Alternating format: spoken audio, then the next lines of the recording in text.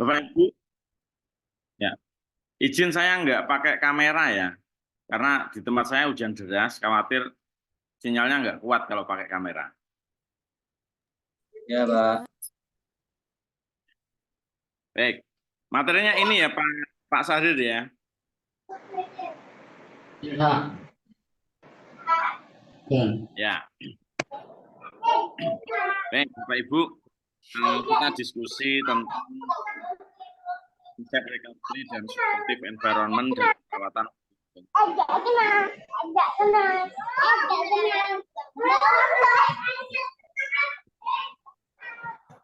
Ya, yang bocor siapa ya? Yang bocor ya?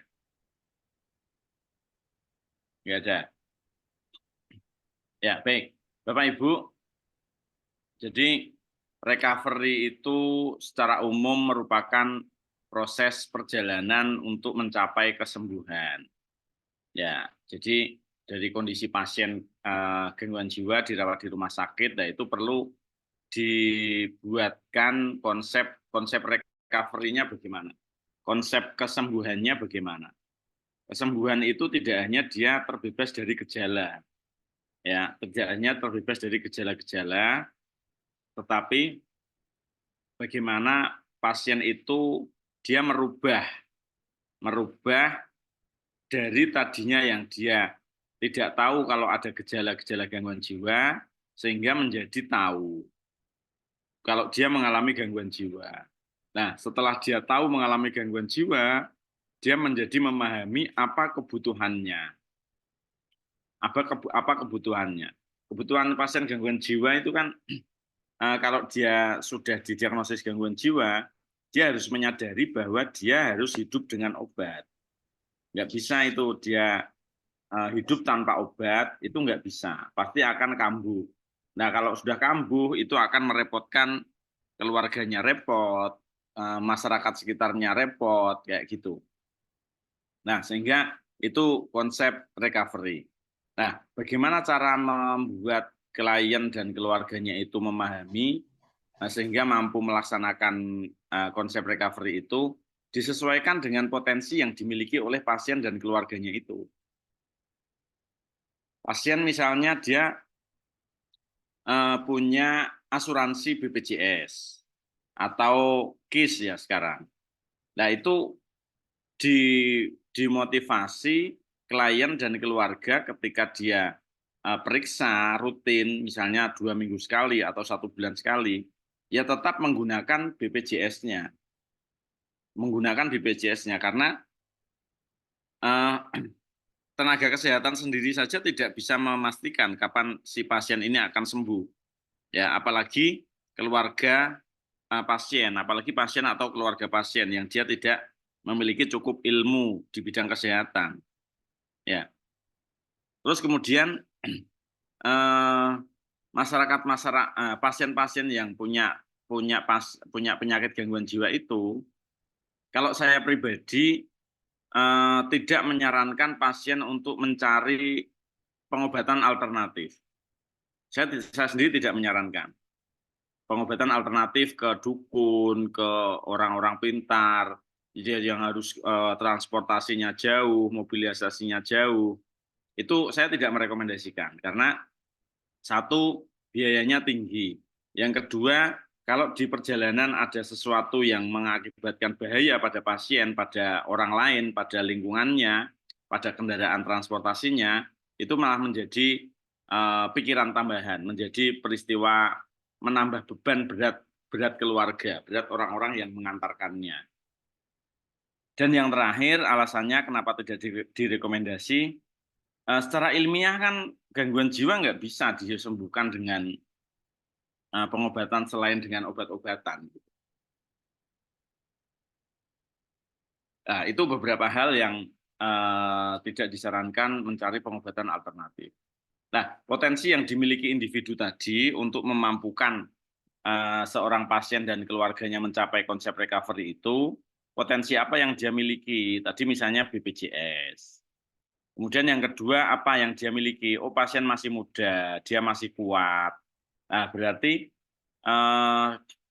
di lingkungan komunitasnya itu dibentuk kalau ada orang yang membutuhkan bantuan tenaga kasar misalnya, itu dapat menghubungi si pasien. Ya memang pekerjaannya itu, ya pekerjaannya seperti itu, supaya dia ada kesibukan, supaya dia tenaganya, energinya itu bisa tersalurkan. Kalau energinya sudah tersalur, dia minum obatnya rutin, setelah dia capek kan dia akan tidur gitu. Harapannya seperti itu. Ya, sehingga itu perlu dibentuk konsep recovery itu. Ya, itu secara umum Bapak Ibu. Konsep recovery. Kemudian konsep supportive environment. Supportive environment itu ya berarti membentuk lingkungan-lingkungan yang mendukung terhadap adanya pasien gangguan jiwa di wilayahnya.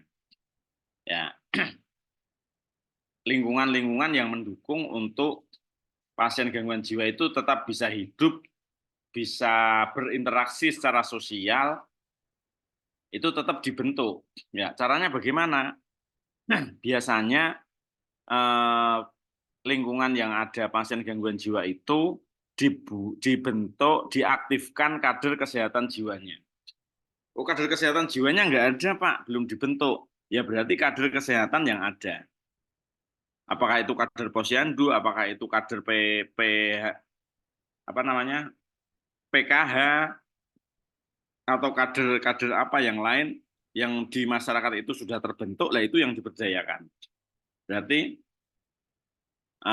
kadernya diberi edukasi, ya diberi edukasi tentang bagaimana memonitor bahwa di lingkungannya, lingkungan tempat tinggalnya itu ada pasien gangguan jiwa yang membutuhkan pengobatan. Ya, kader bisa membantu. Apa yang bisa dilakukan oleh kader banyak. Yang bisa dilakukan oleh kader, dia mengomunikasikan dengan tenaga kesehatan yang ada di puskesmas. Nah, kemudian kader bisa berfungsi untuk mengingatkan program-program pengobatan yang telah disepakati antara puskesmas dan pasien. Ya, kader bisa juga kader mengantarkan periksa ke puskesmas atau ke rumah sakit pada saat pasiennya terjadwal rutin untuk periksa. Nah, itu cara membentuk supportive environment.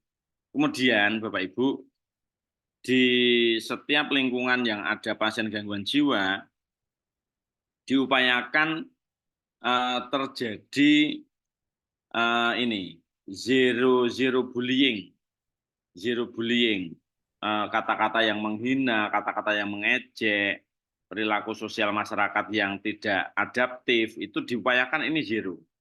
Ya, jangan sampai masyarakat bisa orang tua, bisa anak-anak, ya anak-anak itu nggak boleh mengejek sama sekali. Ya, itu dikomunikasikan melalui rapat-rapat RT, melalui rapat-rapat dasawisma, pertemuan dasawisma itu disupport, disampaikan, oh ini saudara kita sedang ada yang tidak beruntung diuji dengan penyakit seperti ini. Oleh karena itu, kita sebagai masyarakat yang tinggal di satu tempat, satu wilayah, lingkungan sekitar kita sampaikan kepada keluarga kita supaya tidak menstigma, tidak membuli, tidak mengejek. Justru kalau bisa kita rangkul itu si pasien dan keluarganya untuk kita berdayakan apa yang dia miliki apa yang dia miliki kemampuannya yang bisa membantu kita semua. Harusnya seperti itu di tiap-tiap pertemuan RT maupun desa wisma lingkungannya dibentuk ya. Termasuk kegiatan-kegiatan keagamaan. Nah, itu kalau si pasien ini dia kondisinya sudah kooperatif, dia mulai mengikuti kegiatan keagamaan yang ada di musola, masjid atau lingkungan sekitarnya, ya biar saja dia ikut. Ya, biar saja dia ikut. Jangan pernah itu dicemooh, dihina, dibully, lah itu akan menambah stresor bagi pasien. Prinsip proses terapinya adalah menguatkan respon yang adaptif. Individu, pasien diupayakan mengenal terlebih dahulu kekuatan-kekuatan, potensi-potensi apa yang dimiliki. Mana dari potensi itu yang dapat digunakan untuk pemecahan masalahnya. Ya. Gitu Bapak Ibu, secara umum tentang prinsip recovery and supportive environment. Nah, dalam keperawatan jiwa apa? Ini banyak sekali ya. Gabungan pelayanan sosial, pelayanan edukasi, pelayanan okupasi itu pekerjaan-pekerjaan ringan, perilaku kognitif yang bertujuan pada pemulihan jangka panjang serta memaksimalkan kecukupan diri pasien. Individu yang menerima dukungan pemulihan melalui aktivitas didefinisikan sebagai rehabilitasi. Ya, rehabilitasi itu Bapak Ibu tidak harus di rumah sakit. Di rumah, di masyarakat itu juga bisa dijadikan sebagai sarana rehabilitasi sebagai praktik di dunia nyata bagi pasien. Tapi ada syaratnya, syarat tempat yang bisa digunakan untuk rehabilitasi. Ya, syaratnya apa? Kalau lingkungannya memang sudah terkondisi, lingkungan terkondisi, tokoh agamanya ngerti, tokoh masyarakatnya ngerti, sudah paham oh bahwa si ini mengalami gangguan jiwa yang butuh bantuan, lingkungan sekitarnya ngerti, ya teman-teman sebayanya ngerti, anak-anak usia sekolahnya ngerti, sehingga nggak pernah terjadi bullying pada si pasien itu, ya, yang akan dapat menambah stresor bagi pasien. Nah kalau dia dapat stresor lagi kan kambuh lagi itu, kasihan. Ya oke, Bapak Ibu, ini faktor-faktor predisposisi yang diyakini bisa menyebabkan si pasien itu mengalami gangguan jiwa. Nah, ini harus dikenali dulu ini sama masyarakat, sama orang tuanya, sama lingkungan sekitarnya. Ini harus dikenali dulu ya, penyebab-penyebab munculnya gangguan jiwa pada pasien itu. Nah, setelah tahu jangan malah digosipin ya, digibahin ke sana ke sini, diomongin itu terus. Nah, itu nggak boleh. Masyarakat boleh tahu nggak penyebabnya apa? Boleh. Satu, supaya dia bisa eh, apa namanya menguatkan pasien bahwa dia muncul gangguan jiwa karena faktor biologis ya terhadap pasien dan keluarganya. Dia bisa menguatkan ya. Yang kedua, dia bisa belajar meningkatkan pengetahuan yang bisa dia terapkan pada diri sendiri dan keluarganya. Ya, pada diri sendiri dan keluarganya, kader atau masyarakat yang non pasien, yang bukan pasien itu. Faktor predisposisi secara biologis apa? Yang pertama, latar belakang genetik. Latar belakang genetik itu apa contohnya? Ya, berat apa namanya? Bayi lahir kurang umur, ya.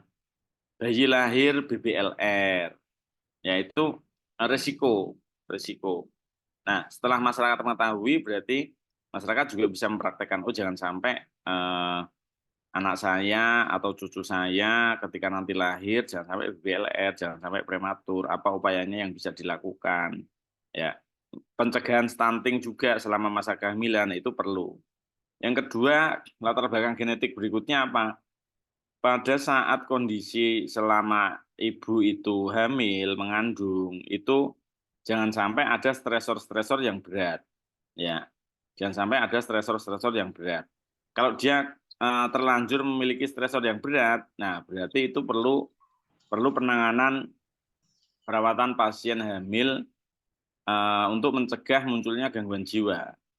Ya, kecemasannya diturunkan, diredakan, kemudian harga diri rendahnya ditangani sehingga dia nggak lagi memiliki harga diri rendah. Apa bisa orang hamil memiliki harga diri rendah? Bisa saja. Hamil misalnya suaminya tiba-tiba pergi, hamil tiba-tiba keluarganya nggak harmonis, hamil tiba-tiba misalnya dia di PHK, nah itu akan berpengaruh terhadap kondisi janinnya. Ya, kemudian kondisi kesehatan secara umum, orang yang sehat, yang fit, ya istirahatnya cukup, aktivitasnya cukup, makanannya teratur, ada apa namanya karbohidrat, buah dan sayur minimal itu.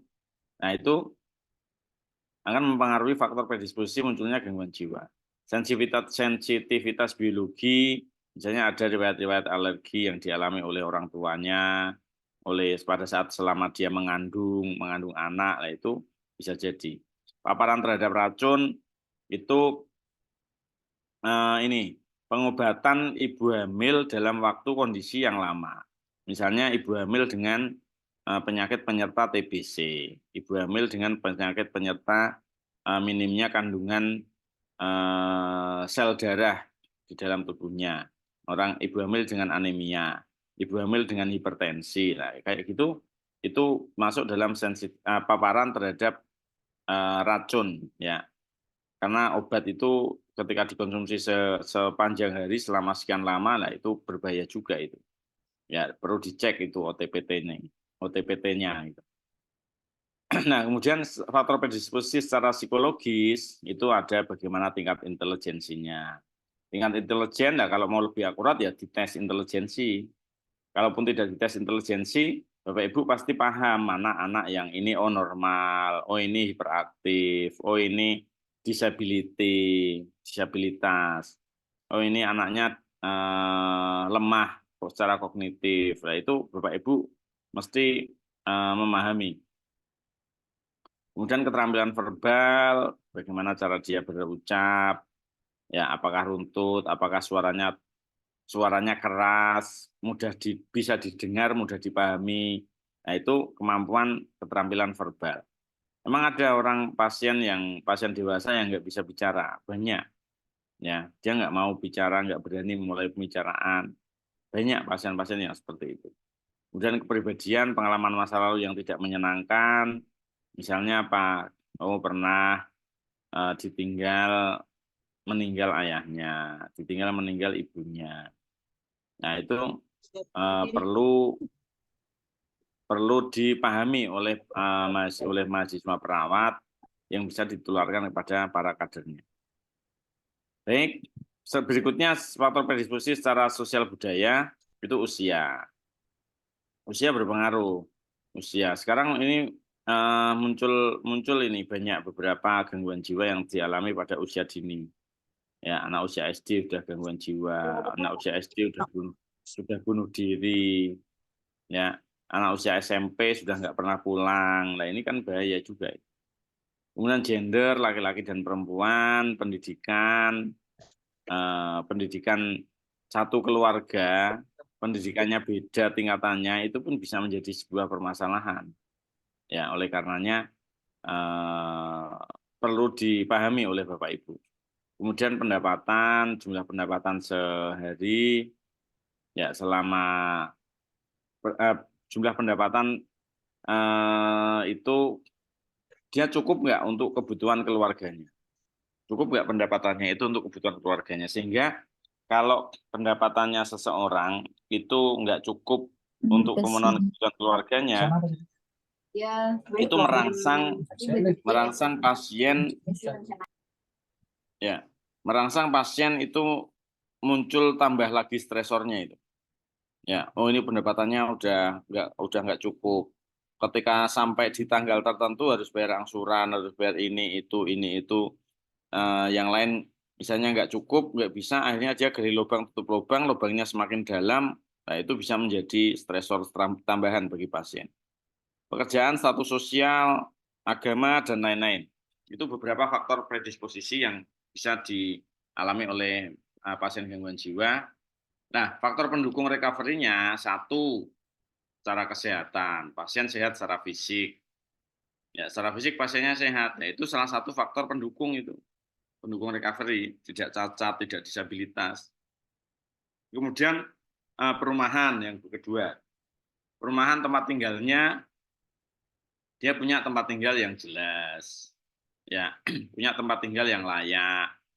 Kemudian sudah miliknya sendiri. Nah, itu salah satu faktor pendukung dapat dilaksanakannya recovery.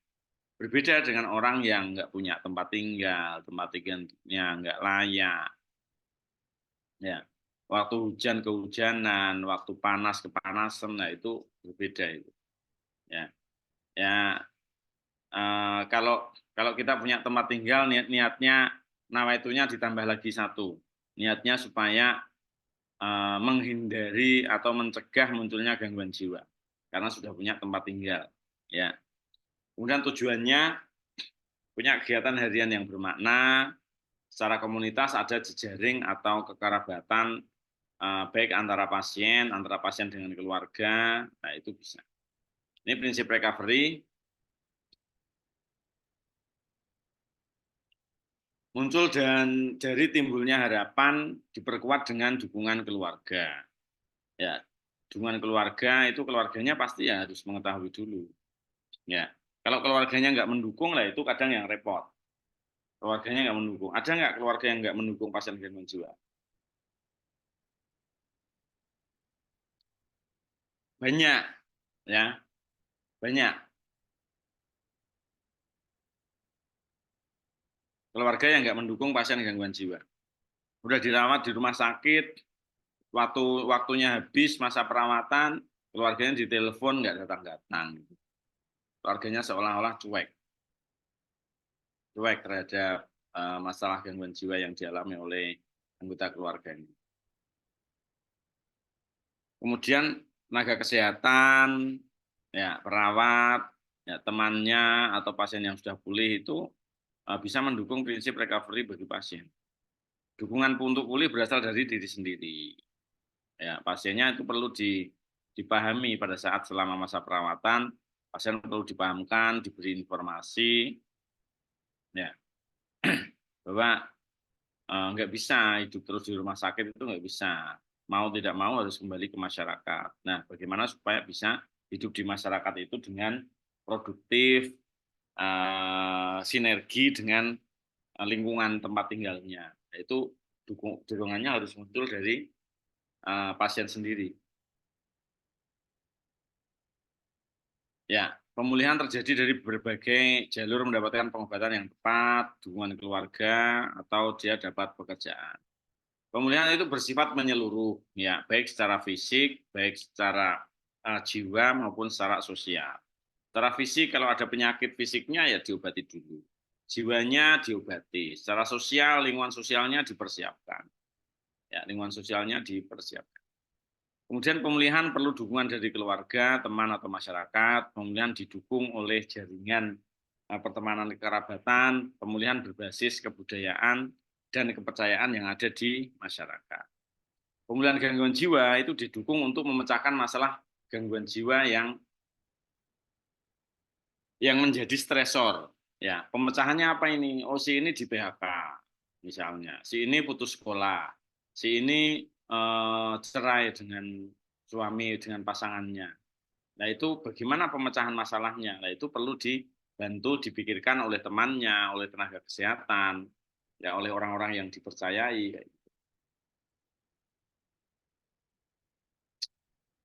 Oke, pemulihan memanfaatkan tanggung jawab individu dan masyarakat. Pemulihan didasarkan pada respek atau penerimaan masyarakat. Kegiatan yang bisa dilakukan untuk melaksanakan recovery yaitu satu, mempertahankan kondisi kejiwaan. Yang kedua, mengurangi gejala, yang ketiga mencegah kambuh. Nah, berarti ini mutlak ya, harus dengan pengobatan, harus dengan kegiatan, harus dengan kesibukan apa yang dapat dilakukan oleh pasien sehari-hari. Nah, ini perlu untuk melaksanakan kegiatan recovery ini. Peran keluarga dalam kesehatan jiwa masyarakat, satu, suasana dan pelayanan itu menumbuhkan harapan dan optimisme. Ya, pembentukan kader kesehatan jiwa, memberikan edukasi kepada kader, melakukan deteksi dini adanya gangguan jiwa yang ada di masyarakat, melakukan rujukan kasus gangguan jiwa yang tidak dapat ditangani. Nah, itu peran peran peran keluarga dalam kesehatan jiwa masyarakat itu banyak. Ya, fokus pada peningkatan kemampuan bukan hanya pada pengurangan gejala. Jadi kayak di depan tadi, recovery itu gejalanya dikurangi, tapi juga dia harus dipersiapkan untuk bisa beradaptasi dengan penyakit yang ada di dalam tubuhnya. Gitu. Kemudian pemberdayaan pasien gangguan jiwa. Nah, kayak tadi yang saya sampaikan di awal, apa yang dimiliki, potensi apa yang dimiliki oleh pasien, itu yang perlu ditingkatkan, perlu di-push, ya, sehingga pasien gangguan jiwa itu dapat diberdayakan. Misalnya pasien gangguan jiwa jadi tukang parkir, jadi penjaga rental. Jadi apalagi kurir, pengantar ekspedisi itu bisa-bisa saja ya sesuai dengan kemampuan yang dimiliki oleh pasien. Pendekatan menyeluruh ya, kemudian ada dukungan spiritual. Perlu diingatkan hasil akhirnya adalah bahwa penyakit itu berasal dari Tuhan. Makanya pasien diajari untuk melaksanakan kegiatan spiritual sesuai dengan agama dan kepercayaannya, dan semua kondisi atas dirinya itu dikembalikan kepada Sang Pencipta. Nah itu sampai pada tingkatan tertinggi, pasien dilibatkan, dikenalkan sampai ke arah dukungan spiritual. Ini klien tujuan support environment, mempersiapkan diri pasien kembali ke masyarakat agar dapat menjalankan kehidupan baik secara fisik maupun sosial seoptimal mungkin. Ciri masyarakat berkehidupan sosial itu pasti dia membutuhkan orang lain dan berhubungan dengan orang lain. Itu pasti. Ya, membutuhkan orang lain, berhubungan dengan orang lain. Nah, ini perlu pasiennya dilatih bagaimana cara berkomunikasi secara sosial.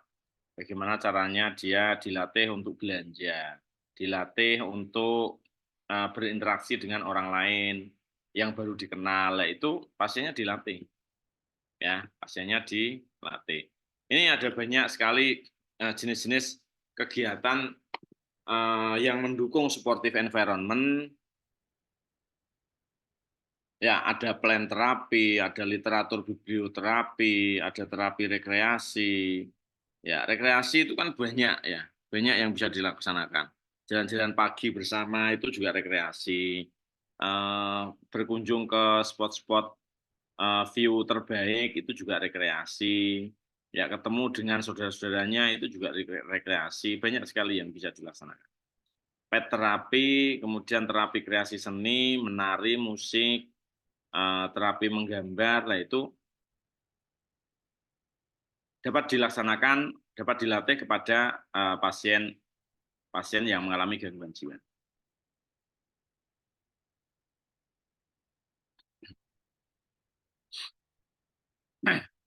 Ya, ini komponen-komponen terapi supportive environment.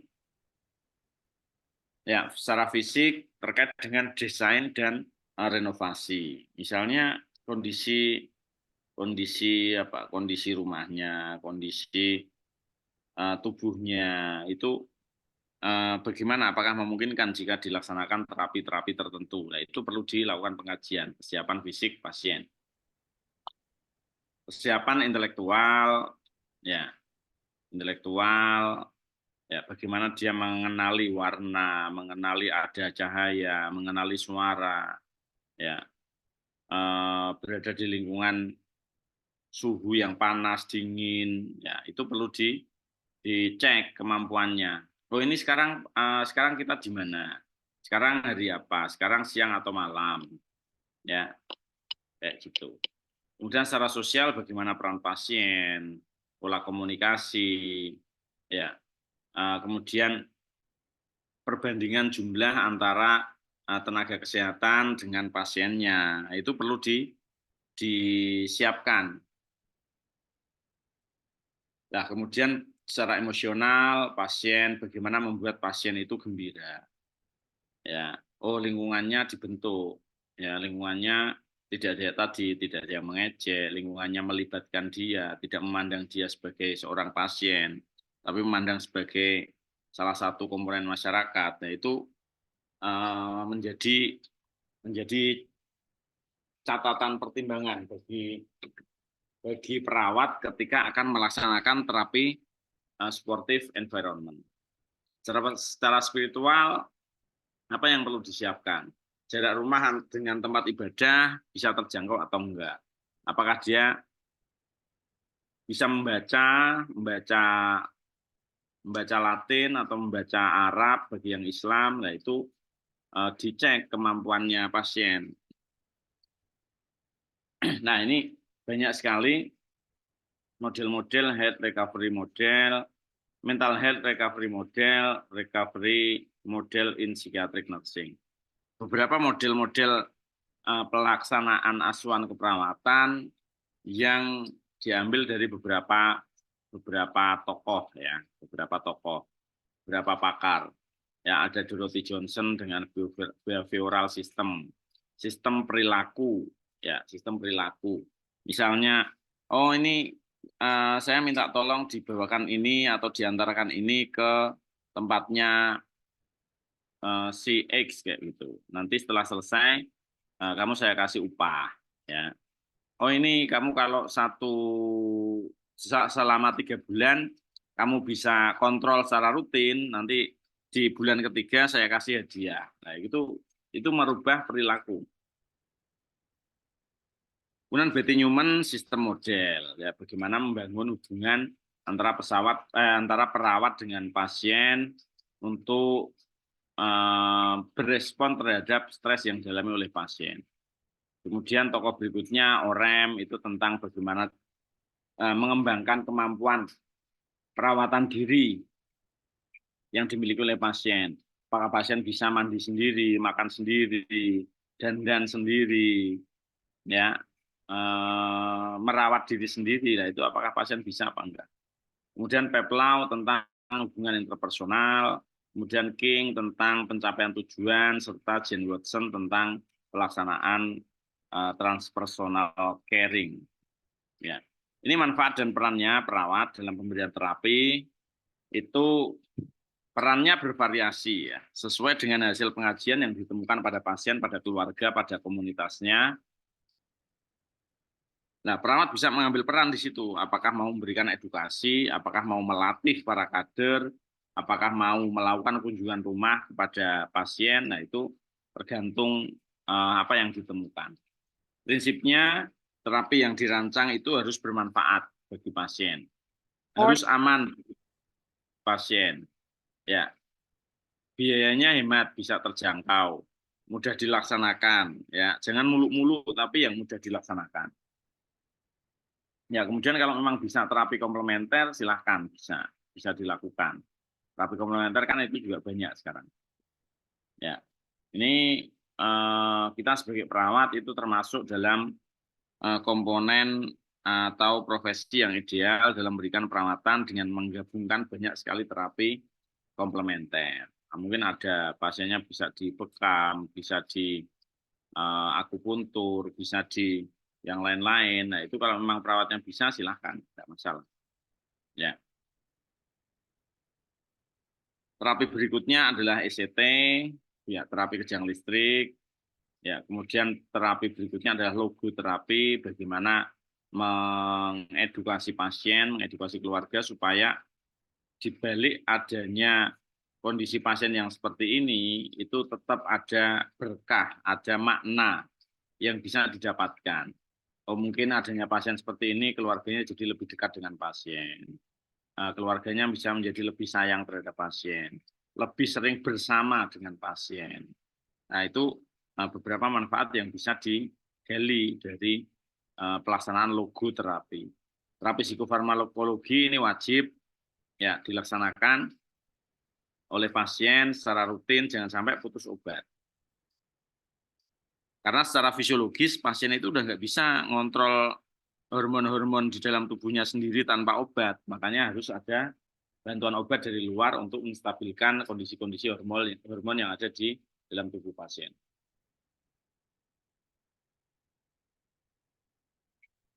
Ya, kemudian ada terapi keluarga, ada terapi kelompok, ada beberapa terapi spesialis yang bisa dilaksanakan. Apa ini contohnya? Guide imagery, imajinasi yang terbimbing, kemudian intervensi musik. Ya, kalau Islam ada murotal itu juga bisa dilaksanakan, yoga, terapi beribadah, ya, dan lain-lain banyak sekali pilihannya. Itu Bapak Ibu yang bisa saya sampaikan terkait dengan konsep recovery and supportive environment. Mungkin kalau ada yang mau ditanyakan, yang mau diklarifikasi, kami persilahkan. Pak, izin Pak, selamat sore Pak, John Ivan Pak. Silakan Pak. Yang dulu mungkin saya pernah juga sekolah atau pendidikan di gangguan jiwa Pak. yang perlu saya mau tanyakan nih Pak. Ya. Gangguan kejiwaan ini kan banyak faktor-faktor sekali yang sangat mendukung nih, yang dari segi tingkat emosional, atau tingkat kecemasan, atau tingkat dari sosial.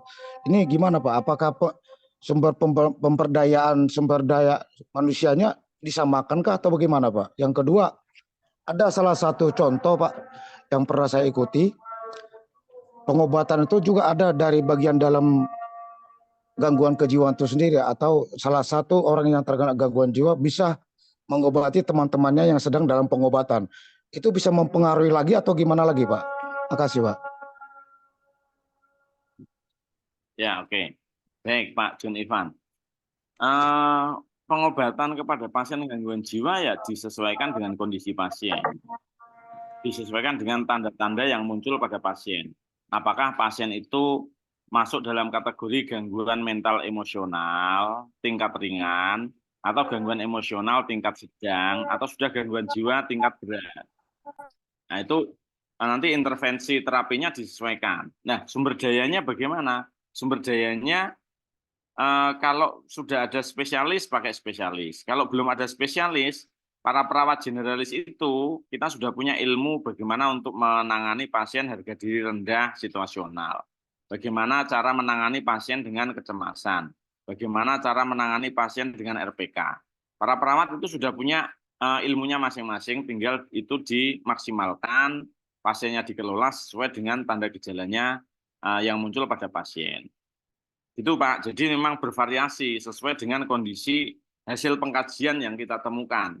Nggak bisa pasien A dan pasien B intervensinya disamakan, nggak bisa, karena sumber stresornya beda-beda itu pasti. Yang satu ini karena dia di PHK, yang satu ini karena dia putus cinta. Nah, itu udah beda masalahnya, beda penyebabnya. Sehingga pelaksanaan terapinya pun disesuaikan dengan hasil pengajian yang ditemukan. Terus kalau ada dari pasien sendiri yang bisa melakukan pengobatan, nah kita perlu cek Pak, kita perlu cek apakah yang dilakukan oleh pasien yang bisa mengobati itu sesuai dengan kaidah ilmiah atau enggak. Kalau memang sesuai dengan kaidah ilmiah bisa dilanjutkan. Tapi kalau tidak sesuai dengan kajian ilmiah yang kita pahami, tidak ada jurnal referensinya, tidak ada teori-teori yang menyebutkan bahwa si terapi ini bisa dilaksanakan oleh pasien ini sudah benar atau enggak. Nah, itu perlu dipertimbangkan, Pak. Perlu Oke, Pak. dipertimbangkan karena kadang di dalam bangsal itu, di dalam rumah sakit itu, masing-masing bangsal itu kadang meskipun tidak dibentuk secara struktural, tapi sesama pasien itu kadang mengakui bahwa oh, saya kalau sama pasien ini kita manut saja, kita ngikut saja. Ya, itu kan seolah-olah dia menganggap si salah satu pasien di dalam ruangan itu adalah pimpinannya gitu. Bisa jadi seperti itu terjadi gitu. Gitu Pak John Ivan. John Oke Ivan, Pak. pandangan saya itu. Terima kasih Pak. Ya, baik. Izin Pak, Bapak Ibu yang boleh lain, tanya Pak? silakan. Ya, eh, Oh ya, Bu Widi, silakan Bu Widi. ya mau tanya Pak. Nih, kalau misalnya ada pasien yang sudah berobat ke rumah sakit jiwa, terus seperti yang tadi Bapak jelaskan, pasiennya sudah bergabung di masyarakat, sudah mengikuti kegiatan-kegiatan sosial di masyarakat. Terus ide-idenya pasien yang pernah sakit jiwa ini ada sih Pak, memang di masyarakat kami, di lingkungan kami. Kadang juga nggak masuk akal gitu loh Pak. Kita nanti mau percaya nanti salah-salah, mau nggak percaya, tapi kadang eh, apa itu takutnya nanti tersinggung, takutnya marah gitu loh Pak. Itu apa yang harus kami lakukan? Itu yang pertama. Terus yang kedua, apakah pasien-pasien sakit jiwa ini itu ingat Kak Pak kalau misalnya dia itu pernah mengalami gangguan jiwa Pak? Itu aja Pak, makasih. Ya, Bu Widi. Satu, kita perlu memahami pasien dalam posisi pasien yang kita hadapi itu dalam posisi bagaimana. Artinya, apakah pasien sudah sembuh total, apakah pasien masih ada gejala-gejala kayak dia dominan dalam pembicaraannya, dia suka sekali bercerita, ya itu perlu kita pahami. Dia sudah bisa nggak diajak berpikir secara logis, ya. Kalau dia sudah bisa diajak berpikir secara logis, mungkin ide-ide yang disampaikan oleh pasien bisa kita terima. Tapi kalau pasiennya belum bisa diajak bicara logis, dia masih sering banyak bicara, dia masih menunjukkan tanda gejala gangguan jiwa, ya berarti kita diplomatis saja menjawab ide-ide pasien, kita diplomatis saja. Nanti kita diskusikan dengan orang tuamu, kita diskusikan dengan keluargamu, kita diskusikan dengan para tokoh masyarakat yang ada di sekitarnya. Itu aja, Bu. Jadi kita perlu lihat, pahami kondisi pasiennya, tahapannya apa? Apakah dia sudah sembuh total atau belum? Kalau belum, ya memang kebiasaannya pasien seperti itu. Dia menyampaikan ngacau lah ide-idenya kayak gitu. Ya kalau kita ikuti, siapa yang gangguan jiwa berarti, Bu? Iya, Pak. Ya kan? Ya. Itu. Jadi kita harus punya prinsip. Kita harus punya prinsip. Oh, ini prinsipnya adalah pengobatan perawatan pasien dengan strategi A misalnya. Nah, kalau pasiennya menyampaikan agak miring-miring kayak gitu, ya kita harus kembalikan lagi ke ide semula. Oh, ini kita fokus pembicaraannya masalah ini. Kayak gitu. Kita harus memegang kendali dalam perawatan pasien, Bu. Jangan sampai kita yang diatur oleh pasien. Seperti itu. Pak. Yang kedua, apa Bu tadi, Bu? Saya lupa. Yang kedua, pasien itu kan pernah gangguan jiwa, Pak. Apakah dia itu ingat gitu loh, Pak? Apakah dia itu pernah sakit jiwa atau tidak? Ya. Itu kita bisa mengkaji, Bu. Coba kita tanya kalau pasiennya itu dia sudah kontrol ke puskesmas, dia misalnya sebulan yang lalu dirawat di rumah sakit, kita tanya aja, pernah dirawat nggak di rumah sakit? Di rumah sakit mana? Boleh cerita nggak apa kenapa sampai dirawat? Kalau dia ngaku, itu berarti ada keinginan sembuh yang baik. Tapi kalau dia tidak ngaku, berarti itu dia belum sembuh itu sebenarnya. Dia belum mengakui bahwa dirinya sakit. Kalau orang tidak mengakui bahwa dirinya butuh pengobatan, kan nggak bisa diobati, Bu. Iya. Iya nggak, Bu? Iya, orang Pak. merasa, oh saya udah pintar. Berarti kalau saya udah pintar, ngapain saya sekolah? Gitu kan?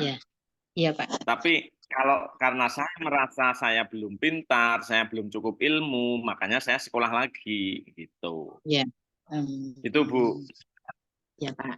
Pasien yang baik itu yang bagaimana? Pasien yang baik adalah pasien yang jujur. Ya.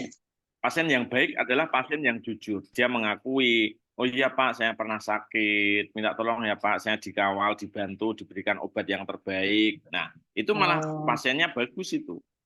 Oh, iya. Ya. Tapi kalau saya nggak pernah sakit itu orang tua saya saja itu yang maksa saya masuk ke rumah sakit. Nah, ini tanda tanya ini pasiennya, sudah sembuh atau belum? Gitu. Itu Bu Iji. Ya, Pak. Terima kasih Pak ya.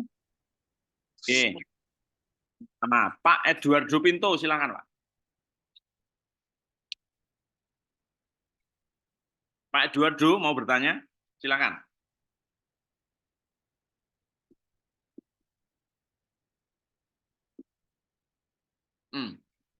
Tidak jadi. Ada lagi Bapak Ibu yang mau ditanyakan? Cukup? Cukup, Pak. Ya, oke. Baik, Cukup, Pak. kalau cukup nanti materi saya kirimkan agar bisa dibaca-baca dan sebagai kenang-kenangan, oh ini saya kuliah gitu ya. Biar ditanya temannya itu ada apa buktinya kuliah nih, saya punya materi gitu. Ya. Bapak Ibu, kasih, Pak. Ya, mudah-mudahan sehat selalu. Ya, sampai ketemu di lain kesempatan. Selamat sore, assalamualaikum warahmatullahi wabarakatuh. Selamat sore, Pak. Waalaikumsalam warahmatullahi wabarakatuh. Selamat sore, Pak. Terima kasih. Terima kasih, Pak. Selamat malam, Pak. Terima Oh kasih. ya, Terima kasih, selamat Pak. Selamat malam. malam, selamat malam. Ya.